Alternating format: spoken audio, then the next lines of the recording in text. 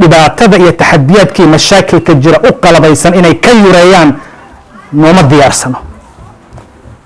markaad fiiriso jaaliyadaha kale 3 generation dad deganaa oo isdhexal siiyey dhibaatooyinkii jiray oo taariikhdoodii wax ka qoray ayaa jooga. ilmaha marka kala irdhow kuma dhacayo. hadday meel waxbarasho tagaan dad luqadii ku hadlaya, dhaqankii yaqaano, jaamacada ka soo baxay, shaqaysta, noloshii fahmaya ayaa u joogo. annaga inta badan adeega waxaa bixiya jiilkii waaweynaaya soo qaxay, ama dugsi qur-aan ha dhigeen, ama masaajid ha joogeen, ama adeegyada kale ha sameeyeen.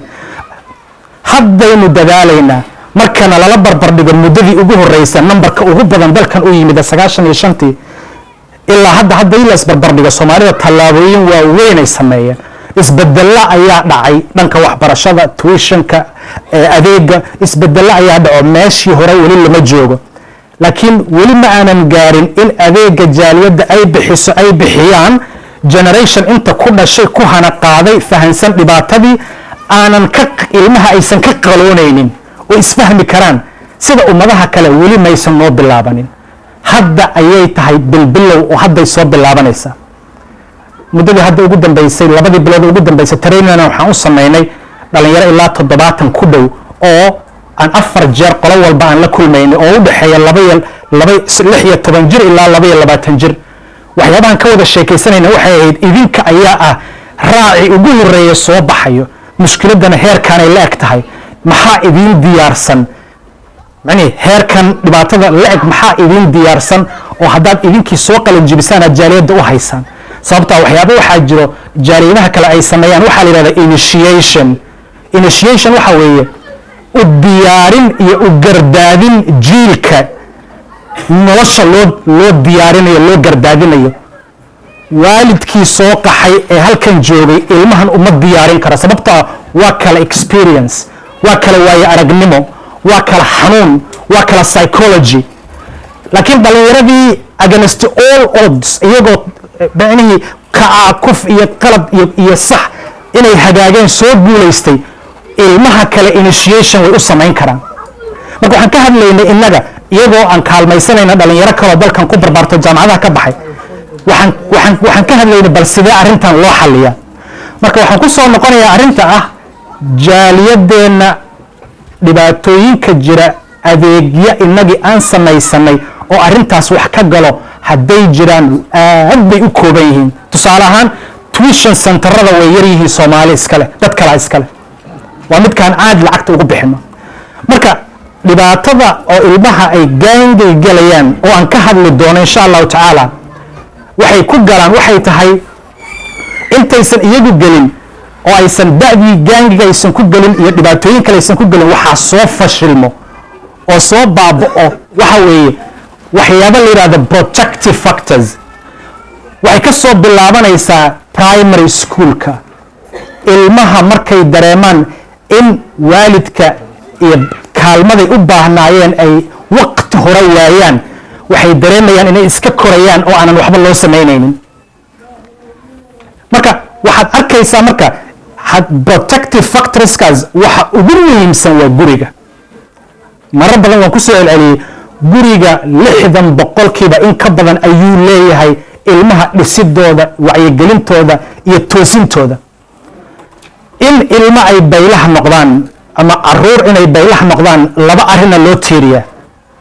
labada arrinoo loo tiirinaya waxay tahay waxa la yidhaahdo push factor, wax guriga ka eryaya, iyo waxa la yidhahdo pull factor, wax dibadda ka soo jiidanaya. waxyaabo ay gurigoodii ka waayeen oo guriga ka eryaya, iyo waxaa jiro waxyaabo dibadda uga gacan haatinaya oo soo jiidanaya. marka haddii marka aan fiirino waxyaabaha ilmahaas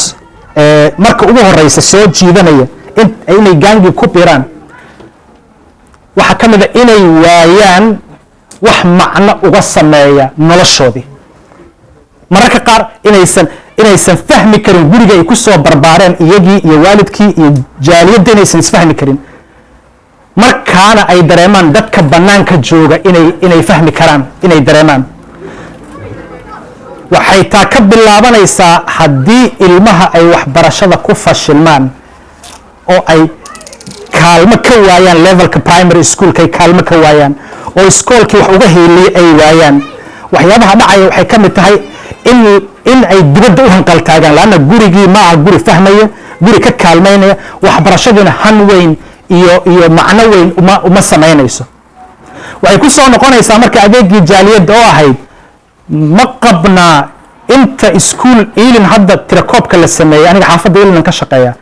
ilaa 5,700 oo Soomaali ilmo ayaa iskuullada aada ilmaha waxay isweydiinayaan iskuulladaas aad tagtaan adeeg ma ka jira waxaan la soconnaa permanent exclusionka ilmaha iskuullada laga eriya inaga ugu badan hal iskuul oon la shaqaynay wuxuu raacdeeyey sanadkan 7 qof hal ilmaha ka mid ah 12 sano jiray isagoo 12 sano jiro ayaa middi qola inay istaajiyeen ayay middi iyagoo hubkoodii wato ayay tuseen markaas yiraahdaan qofan ku maleynaynay kale next time is ilaali wuu baqay guriguu tagay mid saaxiibkiisu la hadlay wuxuu yidhi 12 sano jira wuxuu yidhi waan ka xumahay maxaan sameeyaa middi baa la ii qaatay markaasaa la war kushiinkiina soo middi ma taa lahaa hooyana ha u sheegin aabbana ha u sheegin middidaada mar walba boorsada ha kugu jirto middi weyn oo hooyada wax ku jarjaranayso iska soo qaatay boorsada ku ritay maalin baa soo boorsada la iska fatashay waxaa la arkay middi weyn oo dhex taal iskuulka wuu qaracmay midida laga soo saaray 12 sano jira maskaxdiisu uma kala goyn qola cabsi gelisay isna waalidkii kulama soo noqonin waalid aad u jecel uu leeyahay oo talo wanaagsan siin lahaa cid kale kulama uusan soo noqon community kale kulama uusan soo noqonin midida marka la arkay iskuulka wuxuu yiri mas'uuliyad waxay naga saaran tahay 1500 ee dhigata ilmahan waa inaan iskuulka ka raacdaynaa waxbarashada waa protective factor number 1 hadday dabeecad ahaan ilmaha loogaga raacdayo iyo ama haddii la qalqal geliyo sida ilmaha 12 sano jiro oo asoo cabsanaya xaqiiqatan inuu cabsado ay tahay laana saddex la gowraco yaqaana ilmaha waxay haleeyeen male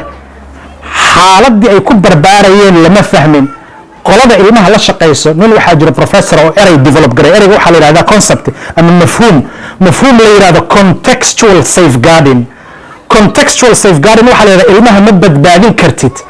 haddaadan duruufaha ku xeeran iyo waxa cabsi gelinaya iyo waxa tahdiidaya iyo cidda u gacan haatinaysa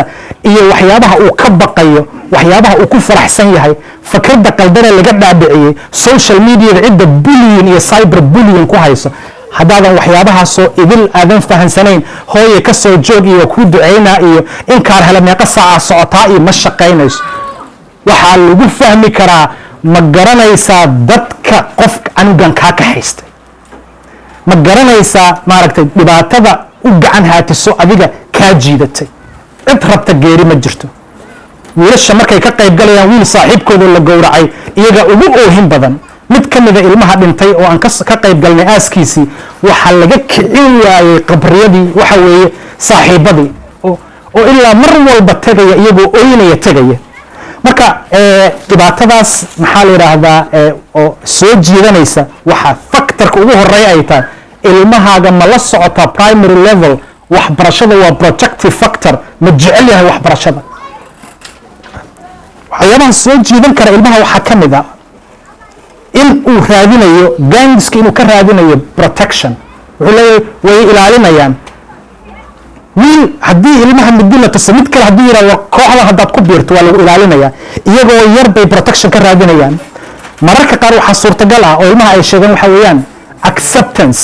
anigu waalidka ima aqbalin guriga layma fahmin laymana arag laakiin dadka kale way aqbalayaan marka wuxuu isku dayayaa inuu fidgareeyo qaarkood waxaa suurtagala markaa weydiiso wuxuu ku leeyahay anaga gurigeenna waxaan ku aragnay faqri iyo saboolnimaan waalidkii ka arkay markaasna waxaan idhi seed ku aragtay faqri iyo saboolnimo markaasuu yidhi hooyaday dhaaranaysaan arkay oo dhahaysa wallaahi lacag aan kuu soo dira ma hayo shilin ma hayo ilmaha iga qabaya telefona dibadda looga soo diray wax noo soo dhiibaale marka hooyaday waxaan arku yidhi wallahi anaan waxba kuu soo diri karin ilmaha iga qabaya lacagtii ma soo dhicin meel kuma marka wuxuu yidhi aniga backgroundkan waxaan ka maqlayay hooyo dhahayso waan qadaynaa waxba ma hayno oo mar xataa nagu canaanatay yaa qaba ku yidhi telefonka ani mar rabo dhahay hooyada inay telefonka ka cabsato aniga ma doonayo inay hooyaday been macnihiina ay tiraahdo kuma kaalmayn karo wiilkan ma yaqaano xaaladda lagu soo qaxay, ma yaqaano inta dad ee maaragtay soo wactanaysa dibadda inay lacagtaa la moodo, ma yaqaano taktikada iyo farsamada waalidka dadka isaga yuraynayo,